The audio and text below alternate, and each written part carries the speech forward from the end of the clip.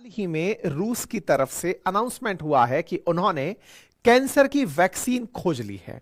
अब जब ये बात आप सुनते हैं तो इसकी वजह से दिमाग में तमाम प्रकार के प्रश्न आते हैं कि क्या अब इस वैक्सीन के बाद से किसी को कैंसर नहीं होगा या कैंसर से मौत नहीं होगी।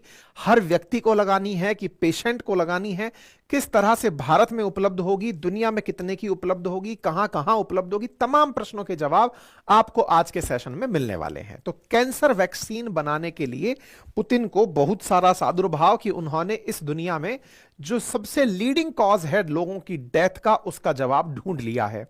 हालांकि रूस ने सबसे पहले दुनिया को कोरोना वैक्सीन स्पुतनिक वी के नाम से भी उपलब्ध कराई थी। हालांकि तब दुनिया ने इनके पोटेंशियल पर डाउट किया था कि नहीं, यह फर्जी तरीका हो सकता है। लेकिन फिर एक बार रूस ने अपना लोहा मनवाते हुए मैसिव ब्रेक थ्रू दिया है और उन्होंने 2025 की शुरुआत में फ्री ऑफ कॉस्ट रशिया में रहने वाले लोगों को कैंसर वैक्सीन उपलब्ध कराने की ठान ली है।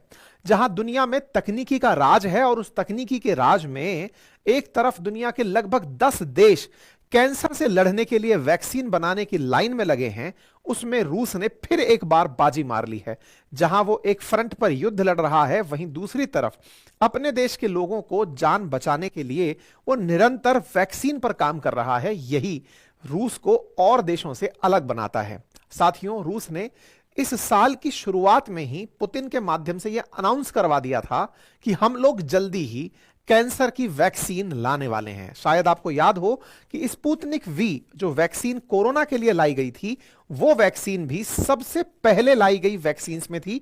दैट मींस करवा दिया था कि हम लोग जितनी भी दुनिया के अंदर कोरोना से रिलेटेड वैक्सीन हैं, उनमें सबसे पहली वैक्सीन स्पुतनिक वी थी।